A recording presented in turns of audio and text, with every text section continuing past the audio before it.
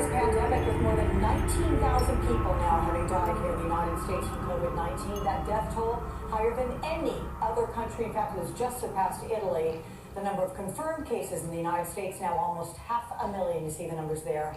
A temporary medical care facility now open in Detroit as that state's case count nears 23,000. It was built inside a convention center. It'll house up to 970 beds. Meanwhile, the state's governor, Gretchen Whitmer, has put in place tighter restrictions on residents. Starting today, travel between two residents is not permitted. Going to Texas, residents there under a stay-at-home order for the rest of this month, but some businesses could reopen before then, according to Governor Greg Abbott, who says he will release an executive order next week detailing a plan to get Texans back to work. We will focus on protecting lives while restoring livelihoods. We can and we must do this, okay? We can do both.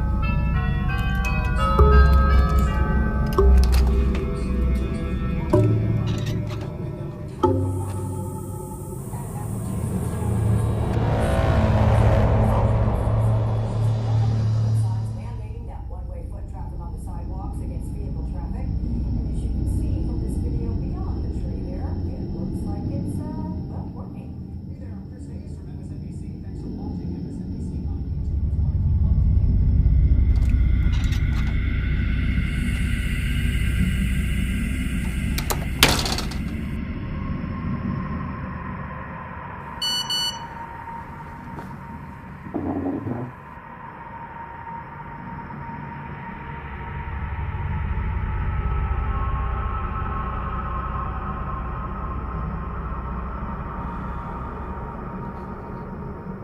When you look at Black in America, number one, people unfortunately are more likely to be of low socioeconomic status.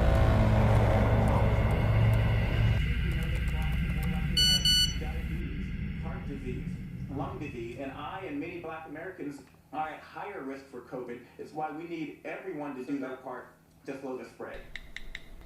It's the U.S. Surgeon General just this morning talking about the heightened coronavirus risk for African Americans. Some states have released the racial breakdown of cases and deaths, and those numbers show a disturbing trend, a disproportionate number of African Americans being infected with coronavirus and dying.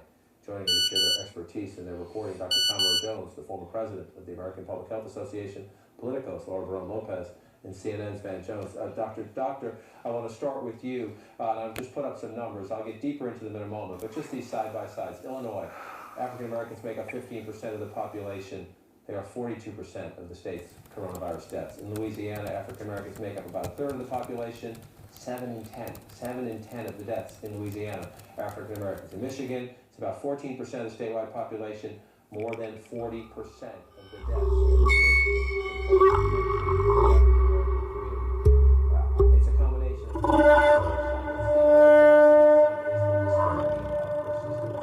what is your biggest takeaway on why this is happening and what can be done?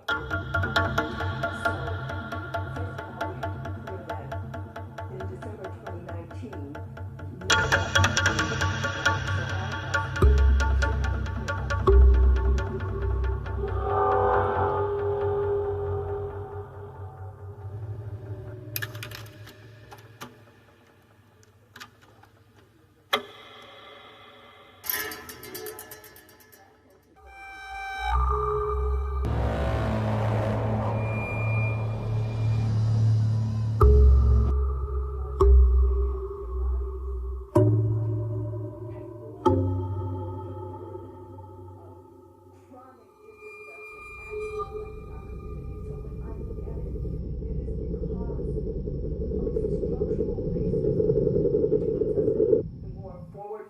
jobs so that we're more exposed and less valued, don't even have the protection that we need.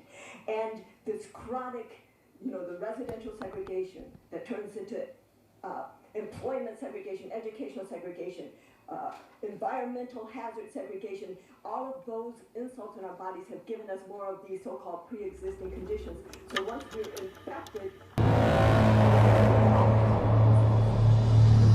I want you to listen, Van, I want to come to you next, but I want you to listen to the governor of Louisiana, who's looking at these numbers and says, as Dr. Jones just said, this is a horrible thing and we better learn about it as soon as we can. Right now, slightly more than 70% of all of our deaths are among African Americans, who make up about 32% or so of the overall population of our state. So obviously this is a big disparity, and we're going to try to figure out what that is attributable to and what we can do about that as quickly as possible. And Van, as you come out, I just want to put the numbers, just Louisiana numbers up side by side.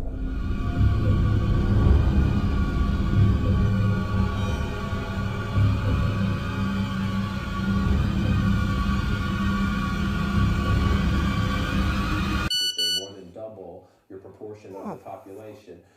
When you hear the governor there, Van, I take him at his word that he is very well intended. You also know the history here. We have a crisis, everybody ramps up, a lot of money gets spent, and then some of the disparities that may have been a major factor in contributing to the crisis, when they're over, they either get forgotten, put aside, or there's not enough resources to deal with them.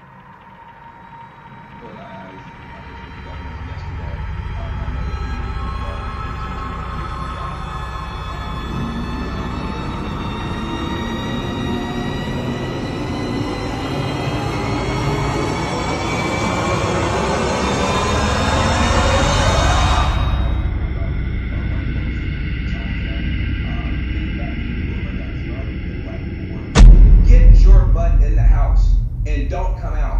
because you are going to die. Well, I'm not 80 years old. No, it's not just age. In our community, it's going to be, are you sick? And black people are underinsured, underemployed, and barely healthy on a good day because of things that were just mentioned. We have to change the discussion. We can't say comorbidities. That doesn't mean anything to the people who are in harm's way. The people who are in harm's way, do you take pills every day? Do you got sugar, diabetes? Do you got pressure? High blood pressure, hypertension, you could die in a week. You could not be here. You've got to start screaming this to the black community, or you're going to have a catastrophe on your hands here. He talks about the generations. Laura, again, I want to show you the Illinois numbers because I just think people need to understand by looking at the numbers and understanding the disproportionality of this. 15% of the population of Illinois is African American, 29%, double the population essentially percentage in the cases, and then 42% of the deaths. You've been doing a lot of reporting on this issue. Everybody's in crisis mode right now. Do the politicians get it for the long term, or will this fade when COVID is shoved aside by some other crisis? Well, what's really key to ensure that this is something that doesn't get brushed aside after coronavirus is more contained is that data, and there's a lack of data right now. And this has been a long issue in the public health sector. Public health experts, epidemiologists have long warned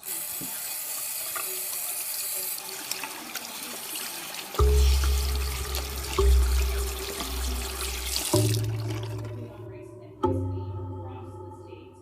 There's elements where the chain of reporting race and ethnicity gets broken down, whether it's the physician not writing it down because they're overwhelmed during the pandemic, or once it gets to the testing labs, a lot of them actually don't even have a space where the physician can write in ethnicity. So that leaves populations such as the Latino population potentially having nowhere to put their ethnicity when a physician is inputting that. So there's a lot of there's lots of lacking data right now when it comes to this, and that's important. It's important to have those numbers because then the policymakers I was talking to, whether it's local, state, or federal, say that only then, once they have that information, can they make decisions about where the federal funding is going, whether or not resources need to be redirected to different communities, to minority communities, if they're being hit harder. And so that's really the key.